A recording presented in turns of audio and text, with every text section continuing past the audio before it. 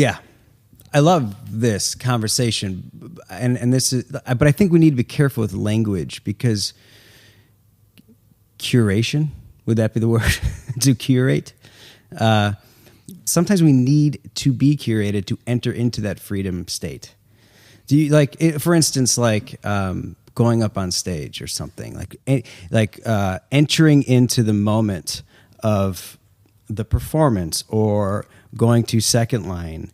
There is, in a very small way, something you put yourself through to be able to enter into that. The idea of completely letting go takes an action.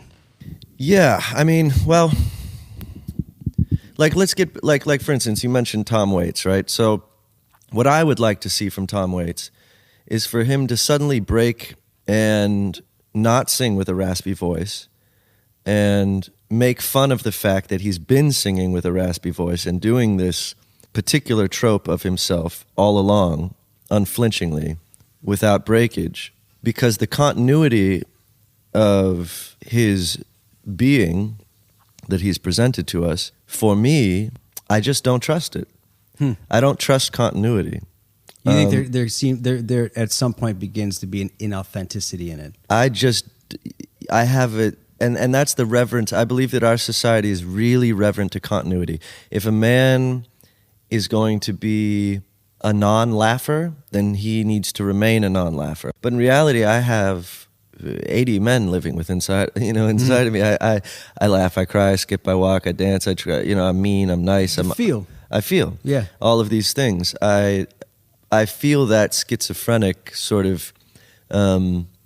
what they call in physics, like just the tendency to be one version of me, but only the tendency. Mm-hmm. I have innumerable moments been other versions of iterations of myself, and with only a tendency to be one particular way, mm-hmm. And so I suppose that reverence, for instance, to making an album that is an album through and through, from one song to the next, and it's a complete, unbroken album thought. It's just this... Are you making fun of me? No, it's not. Haven't heard your album. But it's just this unbroken sort of continuous space. And for me, fine, that's cool. I love those albums. I enjoy them. But breaking that is also good. Yeah. I don't enjoy... I do not enjoy reverence to continuity, and in fact, I think that that's a large part of what drives me on stage. We do not have set lists because I cannot stand the thought of a set list. I cannot stand the thought of curating a show for people.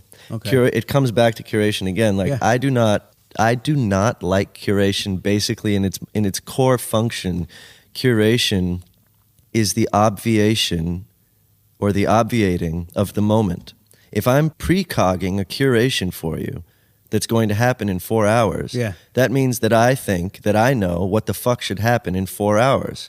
When I don't know what should mm-hmm. happen in 4 hours, then what about the moment? What about the girl who happens to turn this way, and the guy who happens to shout out, whatever, rascal, and I'm not going to incorporate that into my show now because I curated a certain sort of dogmatic approach to what I want you to feel during that moment.